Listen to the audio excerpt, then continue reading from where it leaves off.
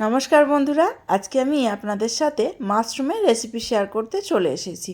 এটি একেবারেই মাংসের মতো খেতে, আর দুর্গাপূজার সময় এই মাশরুমগুলো হয় বলে একে দুর্গাছাতাও বলা হয়। চলুন রেসিপিটা শুরু করা যাক। প্রথমে আমি মাশরুমগুলোকে ছোট ছোট টুকরো করে কেটে নিয়েছি। তারপর জল ফুটিয়ে তার মধ্যে লবণ দিয়ে দিলাম সামান্য। লবণটাকে জলের সাথে ভালোভাবে মিশিয়ে নিয়ে টুকরো করে রাখা মাশরুমগুলো জলের মধ্যে দিয়ে দিলাম। এইগুলোকে একটু জলের সাথে ভাপিয়ে নেব। ভালো করে সব মিশিয়ে নিয়ে ঢাকনা দিয়ে দিলাম। 10 মিনিটের মতো মাশরুমগুলোকে ভাপিয়ে নেব। 10 মিনিট পর ফিরে এলাম। দেখুন, এটা ভালো মতোই ভাপানো হয়ে গেছে। এবার জল থেকে একটা ছাঁকনির সাহায্যে ছেঁকে থেকে তুলে নিচ্ছি।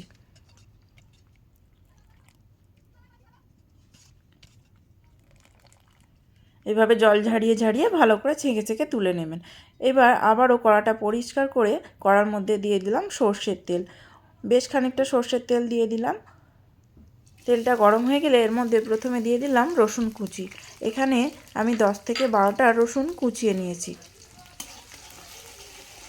রসুনটা ভালো করে তেলের সাথে ভেজে নিয়ে রসুনের কাঁচা গন্ধটা চলে গেলে এর মধ্যে দিয়ে দেব ছোট করে কেটে রাখা 4টে পেঁয়াজ। এখানে আমি ছোট ছোট পেঁয়াজ নিয়েছিলাম, তাই 4টে, বড় পেঁয়াজ হলে দুটোতেই হয়ে যাবে। পেঁয়াজটাকে রসুনের সাথে তেলের সাথে খুব ভালোভাবে ভেজে নেব নাড়াচাড়া করে। রসুনের আর পেঁয়াজের কাঁচা গন্ধ চলে গেলে এর মধ্যে দিয়ে দিলাম 1 চামচ আদা বাটা। দিয়ে দিচ্ছি ঝালের জন্য কাঁচা লঙ্কা কুচি। আদাটাকেও খুব ভালোভাবে তেলের সাথে ভেজে নেব। আদার কাঁচা গন্ধটা চলে গেলে এর মধ্যে দিয়ে দেব টমেটো বাটা। এখানে আমি 2টো টমেটো পেস্ট করে নিয়েছি। টমেটোটাকেও সব কিছুর সাথে খুব ভালোভাবে কষিয়ে নেব। এরপরে দিয়ে দিচ্ছি কিছু গুঁড়ো মশলা। রঙের জন্য দিয়ে দিলাম হলুদ গুঁড়ো, কাশ্মীরি লঙ্কার গুঁড়ো, স্বাদের জন্য দিয়ে দিলাম জিরে গুঁড়ো আর লবণ স্বাদ মতো। সব কিছুকে খুব ভালোভাবে মিশিয়ে নেব। আর মশলাটা যাতে ছুঁয়ে না যায় তাই এর মধ্যে অল্প একটু জল দিয়ে দেব।